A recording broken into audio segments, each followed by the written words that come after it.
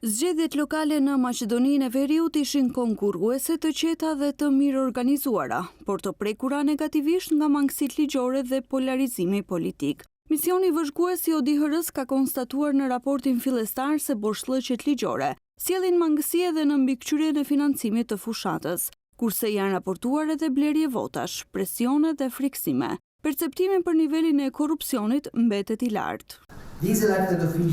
Ndonë se nuk e shkelën ligjin, kryetarët e bashkive dhe zyrtarët e lartë qeveritar përuruan, vizituan ose promovuan projekte investimesh dhe infrastruktur si para ashtu dhe gjatë periudhës zyrtare të fushatës, duke minuar mbrojtjet ligjore që parandalojnë keqpërdorimin e burimeve publike dhe janë në kundërshtim me standardet ndërkombëtare.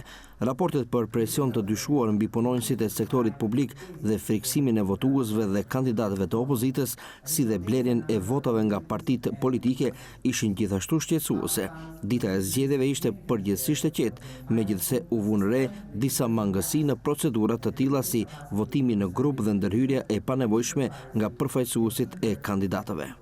ODIHR-ja në partneritet me përfaqësues të tjerë nga misionet monitoruese të huaja, Kongresin e Këshillit të Evropës dhe Parlamentin Evropian, ka konstatuar mungesë inkluziviteti në proces. Thonë se shpikja e temave kombëtare kufizoi hapësirën për problemet lokale.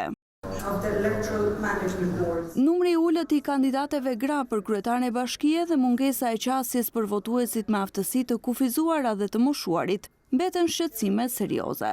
Mungesa e mediave lokale, veçanërisht jashtë kryeqytetit, është gjithashtu një problem i madh, duke kufizuar mbulimin e çështjeve lokale, duke kontribuar në shpikje të temave kombëtare dhe polarizuar më tej mjedisin zgjedhor. Ne u sugjerojmë autoriteteve lokale të sapo zgjedhura të çojnë përpara agjendën e reformave të vendit të tyre në Bashkimin Evropian.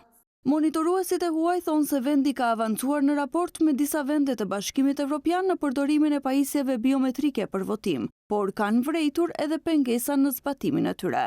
Raporti final i ODIHR-s me rekomandime do të publikohet 8 javë pas zgjedhjeve. Zgjedhjet u monitoruan nga më shumë se 600 monitorues të huaj dhe më shumë se 800 monitorues vendas.